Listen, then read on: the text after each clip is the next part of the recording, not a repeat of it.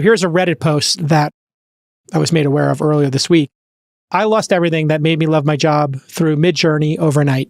I am employed as a 3D artist at a small games company of 10 people. Our team is 2 people, he basically explains. He says since Midjourney version 5 came out, he's not an artist anymore, nor a 3D artist. All they do is prompting, photoshopping, and implementing good-looking pictures. And he basically says this happened overnight, and he had no choice. His boss also had no choice. He says, I am now able to create, rig, and animate a character that's spit out from MJ, Midjourney, in 2 to 3 days. Before, it took us several weeks in 3D. The difference is that he cares about his job, and for his boss, it's just a huge time money saver. He's no longer making art. And the person who was number 2 in the organization who didn't make as good content as him is now embracing this technology because it curries favor with his boss. And he ends basically saying, getting a job in the game industry is already hard, but leaving a company and a nice team because AI took my job feels very dystopian. I doubt it would be better in a different company also. I am between grief and anger, and I am sorry for using my gosh, your art, fellow artists. This is yet another reason that Figma really needs to close this acquisition from Adobe. I mean, it's like the value of these apps are just getting gutted. If you take a workflow management tool for things like design and imagery, and you reduce it by an order of 90%, it's like, what is that app experience worth? And how could you replicate it if you were a big company that already has distribution? That's one comment. But what I would tell you, Jason, to answer the white collar question is I think there are a handful of companies you need to look at exclusively because they will be the first ones to really figure out how to displace human labor. And that is TCS, so Tata Consulting Services, Accenture, Cognizant. These are all the folks that do coding for hire work at scale. I think Accenture has something like 750,000 employees.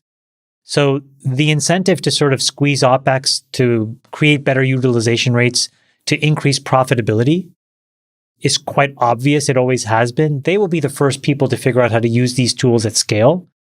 Before the law firms or the accounting firms or any of those folks even sort of try to figure out how to displace white-collar labor, I think it's going to be the coding jobs and it's going to be the coding for hire jobs that companies like Accenture and TCS. So those business processing do for other people. Developer kind of folks, they're going to need half as many people, 25% as many people? We're going to find out the efficient frontier. Yeah. I see it a different way. I mean, this argument that productivity leads to job loss has been made for hundreds of years, and it's always been refuted. When you make human beings more productive, it leads to more prosperity, more wealth, more growth. And so, yeah, it's easy to think about in a narrow way that jobs are going to be displaced, but why would that be? It's because you're giving leverage to other human beings to get more done. And some of those human beings, really anybody with a good idea, is now going to be able to create a startup much more easily. So you're going to see a huge explosion in creativity, in startup creation, new companies, new jobs. Think about the case of, Zuckerberg founding Facebook at Harvard. He wrote the first version himself, maybe with a couple of friends.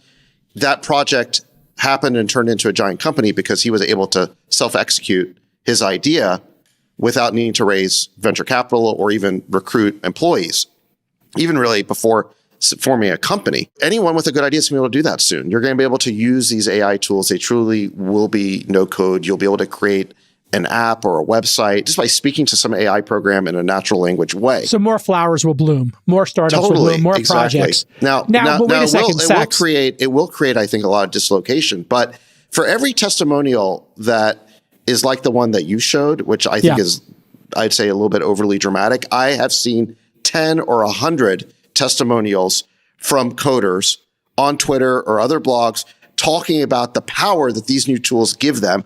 They are like, this makes me a 10x engineer. Right. And exactly. and especially these like junior engineers who are right out of school who don't have 20 years of coding history, they get superpowers right away. Like it makes them so much better. The proper response from this. Hold on. Let me give you a response to that guy. So, and using Sachs's point, that guy saying what used to take me weeks, I can now do in 2 to 3 days. And I feel like my work is gone. And that's because he's thinking in terms of his output being static. And if he thinks about his output being dynamic, he can now, in the matter of 3 weeks, instead of making one character, he can now make a character every 2 days. So he can make 30 characters in 3 weeks.